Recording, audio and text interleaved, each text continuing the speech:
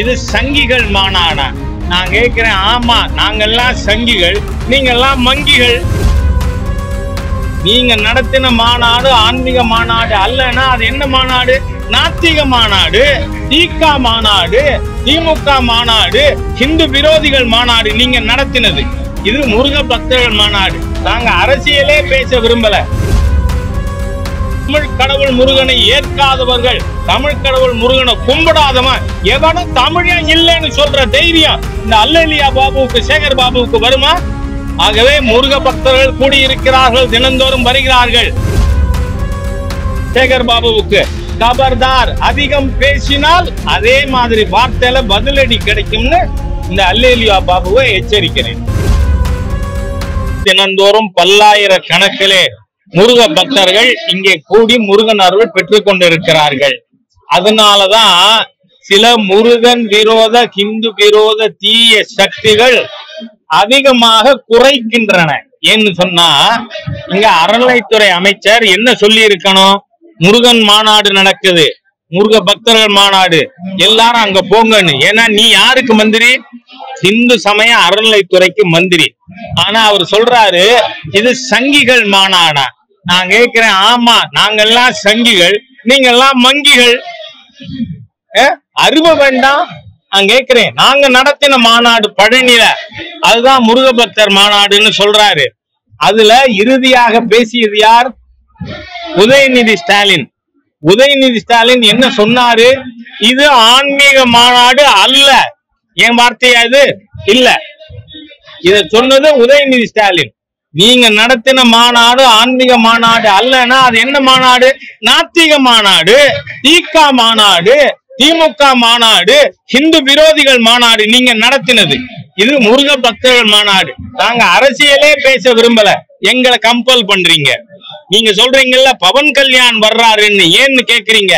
இந்த அல்லேலியா பாபு கேக்குறாரு ஏன் பவன் கல்யாண் வர்றாருன்னு. நான் கேக்குறேன், திரு பீட்டர் அல்போன்ஸ் தமிழர் தானே? ஒத்துக்கிறீங்களா? பீட்டர் அல்போன்ஸ் தமிழரா இல்லையா? அமீரு, ஜபாயிருல்லா, ஆலூர் ஷானவாஸ், இவங்கெல்லாம் தமிழர்கள் தானே? முருகப்பெருமான் தமிழ் கடவுள். திருச்செந்தூர்ல நடக்கிற முருகப்பெருமானின் குடமுழுக்கில் இவங்க எல்லாரும் வந்து நின்று திருநீர் பூசி சாமி கும்பிடுவாங்களா? நான் கேட்கிறேன். திருமாவளவன் என்கின்ற ஒரு தீய சக்தி முஸ்லிம்களை வச்சுக்கிட்டு இந்த முருக பக்தர் மாநாடை எதிர்க்கிறாராம். அந்த முஸ்லிம்கள் இங்க வந்து முருகனை கும்பிடுவாங்களா?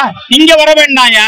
திருச்செந்தூர் முருகனுக்கு குடமுழுக்கு நடக்குது, அதுல கும்பிடுவாங்களா உன் கூட வந்து நின்னவங்க எல்லாம்? ஆகவே இந்த ஹிந்து விரோத தீய சக்திகள் மொழியின் ரீதியாக இந்துக்களை பிரிக்க பாக்குறீங்க.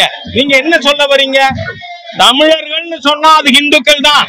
ஏன்னா தமிழ் கடவுளை ஏற்றவர்கள் மாத்திரமே தமிழர்கள், மற்றவர்கள் தமிழர்கள் அல்ல. ராஜா சொல்லல, திருமாவளவன் சொல்றாரு. ராஜா சொல்லல, சேகர் பாபு சொல்றாரு. தமிழ் கடவுள் முருகனை ஏற்காதவர்கள், தமிழ் கடவுள் முருகனை கும்பிடாதவன் எவனும் தமிழன் இல்லைன்னு சொல்ற தைரியம் இந்த அல்லேலியா பாபுவுக்கு, சேகர் பாபுவுக்கு வருமா? ஆகவே முருக பக்தர்கள் கூடியிருக்கிறார்கள், தினந்தோறும் வருகிறார்கள். இந்த தீய சக்திகளுக்கு பதில் அளிப்பார். முருகப்பெருமானே தீய சக்தியை, சூரனை சம்ஹாரம் செய்யறதுக்காக அவதாரம் பண்ணாரு.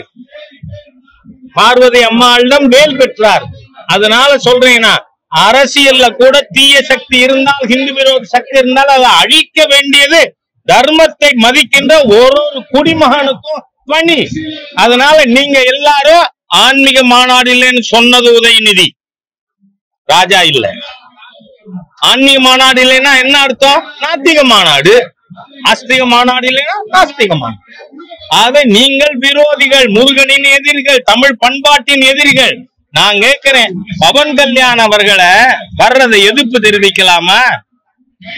வீரு எவரண்டின்னு கேட்கிறேன் நான் சேகர் பாபுவ. வீரு எவரண்டி?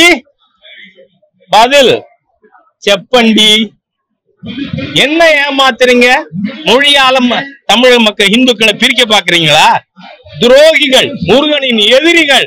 அதனால சொல்றேன் நான் சேகர் பாபுவுக்கு, கபர்தார், அதிகம் பேசினால் அதே மாதிரி வார்த்தையில பதிலடி கிடைக்கும்னு இந்த அல்லேலியா பாபுவை எச்சரிக்கிறேன்.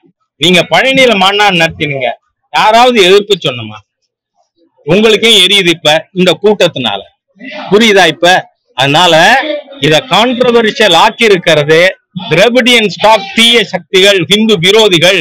நீங்க அதிகம் பேசுனீங்க, அதே பாணியில பதிலடி கொடுப்போம். ஏன்னா உங்கள்ட்ட நீங்க இடுற திருநீரு போலி இந்துக்களை ஏமாத்த. அதனால சொல்றேன். ஏன்னா உங்க சின்ன எசமா நான் கிறிஸ்தவர், நான் காதலித்து மணந்த என் மனைவி கிறிஸ்தவர்னு சொன்னப்ப உமக்கு சாமியே சரணமையப்பா வல்ல வாயில என்ன வந்தது? அல்லேலூயா. நீ எல்லாம் கிறிஸ்தோ இந்து மதத்தின் எதிரிகள். அதனால ஜாஸ்தி பேச வேண்டாம். இப்ப நீதிமன்றம் தெளிவா சொல்லி இருக்கு, நீங்க இந்த அனுமதிங்கிற பேர்ல இந்துக்கள் வர்றத தடை செய்ய கூடாதுன்னு. அதையும் மீறி யாராவது தடுத்தா திக்கற்றவருக்கு தெய்வமே துணை. அப்படி தடுக்கிற ஒரு அதிகாரியும் குடும்பத்தோட அழியணும்னு ஆண்டவனை வேண்டதை தவிர எங்களுக்கு வேற கதி இல்ல. திக்கற்றவருக்கு தெய்வமே துணை. அதைத்தான் நாங்க செய்வோம். இது 26 மே வரை தொடரும். அப்புறம் whole DMK ministry will be in jail. திமுகங்கிற கட்சி அழிஞ்சு போகும். ஏன்னா இது நம் பண்பாடு கலாச்சாரத்தின் எதிரிகள், கொள்ளையர்கள். அதனால இந்துக்கள் 9 மாசம் பொறுத்துக்குவோம். ஓட்டு போடும் பொழுது ஞாபகம் வச்சு.